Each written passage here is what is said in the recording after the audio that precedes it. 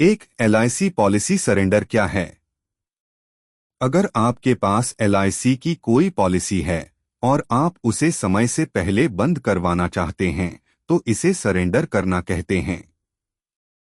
यानी आप पॉलिसी को बंद करके जो भी सरेंडर वैल्यू बनेगी वह रकम ले सकते हैं।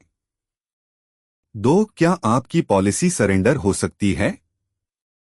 एलआईसी की कोई भी पॉलिसी तभी सरेंडर की जा सकती है जब आपने कम से कम 3 साल तक प्रीमियम भरा हो। अगर 3 साल पूरे नहीं हुए हैं तो आप अपनी पॉलिसी सरेंडर नहीं कर सकते। 3. सरेंडर वैल्यू कितनी मिलेगी? सरेंडर करने पर आपको मिलने वाली रकम कई फैक्टर्स पर निर्भर करती है। 1. अब तक भरा गया प्रीमियम, यानी आपने कितने साल तक पैसे भरे हैं। 2. जमा हुआ बोनस। एलआईसी हर साल पॉलिसी पर बोनस जोड़ती है जो सरेंडर वैल्यू में जुड़ जाता है। ध्यान दें कि सरेंडर वैल्यू हर साल बढ़ती है, यानी जितनी पुरानी पॉलिसी होगी सरेंडर करने पर उतनी ज्यादा रकम मिलेगी। लेकिन पॉलिसी के शुरुआती सालों में सरेंडर करने से घाटा हो सकता है। 4. सरेंडर करने के बजाय लोन लेना सही रहेगा। अगर आपको पैसों की जरूरत है तो पॉलिसी को सरेंडर करने की बजाय उस पर लोन लेना एक बेहतर विकल्प हो सकता है। लोन लेने के फायदे। सरेंडर करने की जरूरत नहीं, आपकी पॉलिसी चालू रहेगी और आपको इंश्योरेंस कवर मिलता रहेगा। सस्ती ब्याज दर। एलआईसी पॉलिसी पर मिलने वाला लोन बैंकों के लोन से सस्ता होता है। कोई ईएमआई जरूरी नहीं, आप लोन की रकम मैच्योरिटी के समय चुका सकते हैं, कोई अनिवार्य ईएमआई नहीं होती। बोनस और अन्य फायदे मिलते रहेंगे। लोन लेने का प्रोसेस। 1. एलआईसी ब्रांच जाएं और लोन एप्लीकेशन भरें।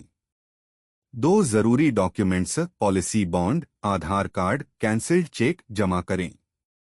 3. लोन अप्रूवल के बाद पैसा आपके अकाउंट में ट्रांसफर कर दिया जाएगा। 4. ब्याज भरते रहें और जब चाहें लोन का पूरा अमाउंट चुका सकते हैं। 5. सरेंडर के बजाय दूसरा विकल्प पेड अप पॉलिसी।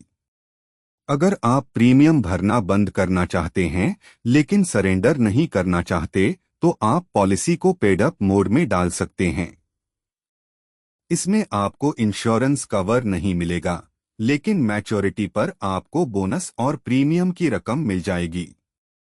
कई लोग यह विकल्प चुनते हैं ताकि बिना प्रीमियम भरे भी उनकी निवेश की गई रकम सुरक्षित रहे। 6. एलआईसी पॉलिसी सरेंडर करने का प्रोसेस। अगर आप फिर भी पॉलिसी सरेंडर करना चाहते हैं तो 1. एलआईसी ब्रांच जाएं और सरेंडर फॉर्म लें। 2. आवश्यक दस्तावेज जमा करें, पॉलिसी बॉन्ड, आधार कार्ड, कैंसिल्ड चेक आदि। 3. ब्रांच से सरेंडर वैल्यू की पुष्टि करें। 4. सरेंडर प्रक्रिया पूरी होने के बाद पैसा आपके बैंक अकाउंट में ट्रांसफर हो जाएगा। 7. क्या आपको पॉलिसी सरेंडर करनी चाहिए? यह पूरी तरह आपकी जरूरतों और पॉलिसी टर्म्स पर निर्भर करता है। अगर आपको सिर्फ पैसों की जरूरत है तो लोन लेना बेहतर है। अगर आप प्रीमियम नहीं भरना चाहते लेकिन निवेश को बचाना चाहते हैं तो पॉलिसी पेड अप कर सकते हैं। अगर आपको तुरंत पैसे चाहिए और दूसरा कोई विकल्प नहीं है तो ही सरेंडर करें। अगर आपको सही गाइडेंस चाहिए तो मुझसे संपर्क करें, मैं आपकी पॉलिसी की सही वैल्यू निकालने और बेहतर निर्णय लेने में मदद कर सकता हूं।